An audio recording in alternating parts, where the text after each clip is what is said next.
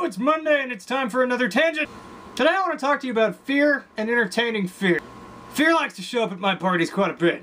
Every now and then he shows up just randomly unannounced and it's on.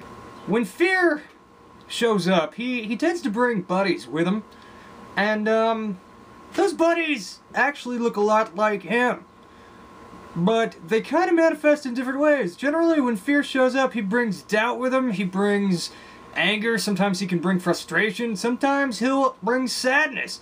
But most of the time, if he brings all of them all at once, he brings downright panic. Which kind of sucks. Now, I know what you're saying. Fear isn't always such a bad guy, you know? No, he's not. He's not a bad guy, okay? Fear has a place, and fear is, I don't know, he is kind of important to us in a lot of ways, and he's important to me in a lot of ways, because without fear, I probably wouldn't do anything. I wouldn't, because I need that motivation every now and then. But it depends upon how I let fear interact with me. When I am confronted at this party by fear, typically he likes to kind of corner me and just start talking to me. He's like, hey man, where you been? I haven't seen you in a while, dude, and honestly, we got some stuff to talk about, you and I, man. Basically every time fear shows up for me, he's got a present for me. He's got this gorgeous box with black wrapping paper, a black ribbon, and a black bow, and black balloons sometimes. I mean, all of these things, and it's just beautiful, man. It's really thoughtful, and I'm just so taken by the fact that he always wants to give me something. It's really nice. And then I start thinking about it.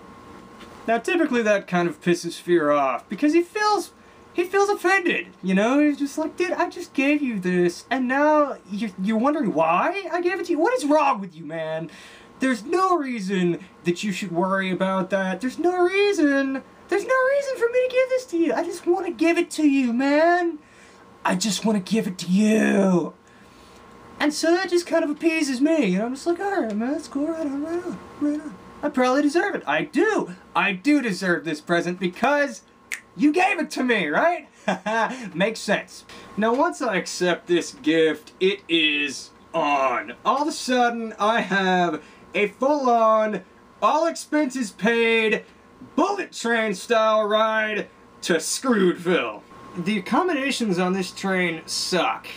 So what I've taken to do is I take a little backpack with me, and, well, it's my carry-on luggage, I should say. And I've started bringing a few things with me to kind of ease that trip. I need to bring snacks, because as cool as fear is, dude, he's a stingy bastard in terms of feeding you. He doesn't, I don't know, he likes to feed himself, but he doesn't like to feed other people. He's really kind of, I mean, he won't even give you a bagel. I'll just put it that way, it's kind of messed up. Now, another thing on this train ride that really sucks is the dismal music selection, and it is one song played the entire time, and I don't even want to talk about the song, because if I talk about the song, I'm going to think about the song, and damn it, it's stuck in my head! So anyway, when I start listening to that song on the train, I just have to put my headphones on. I put my headphones on, and I listen to the soothing sounds of death metal. I know it's a bit strange, but it works for me. Another really crap thing about this train ride is the temperature of this train. I'm just sweating like Nixon on this train, man, because it's just hot as balls, okay? My philosophy is you can always put on a jacket, you can always put on a hoodie or something like that, and that way, if you're cold, you'll at least warm up a little bit and you won't care as much. But you can only take off so much when it's hot. Especially on this train, because they get pissed if you do. I'm just saying. So generally, after all of these factors have sunk in, at least to me, I don't want to be on that train anymore. The more that I think about it, this train sucks. Somehow, I got out into, you know, the space between the passenger cars and then, like, maybe where the engine is, I'm in that little space, and I'm looking down, and I'm looking at the tracks, and they're just freaking whizzing by, man, and I'm terrified as hell. Because I know that if I jump off of this train, as I have done in the past, I'm probably not going to fall gracefully. And that's okay. Because at that point, I just want to get the hell off of that train. Even if I land on my face, I can still make it back to that party. Even if I have to drag myself back to the party with my lips, or, I mean, sometimes I may show a little skin, you know, in order to get a ride back to the party a little bit quicker, you know. Yeah, let's go on. I'm kidding. I don't do that. Yeah, I don't.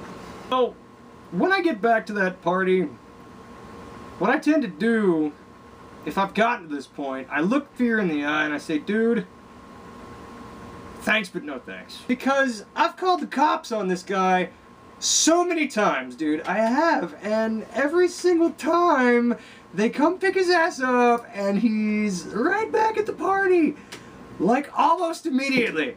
It's just messed up. I don't know how he does it. It's just freaking ridiculous. He's like the Houdini of emotions. He really is.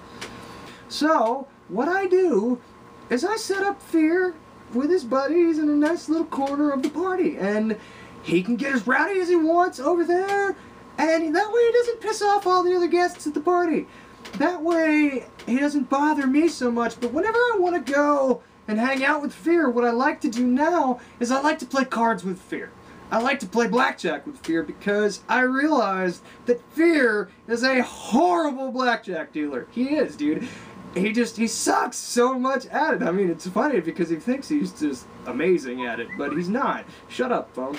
It occurs to me that my phone didn't like that part, but you know what? I don't care. I'm leaving it in, phone. I'm leaving it in. Now, due to Fear's generous nature, I have unlimited chips at this table. I know this because he's just like, dude, you can play as much as you want, man. We got time. We can play forever if you want, dude.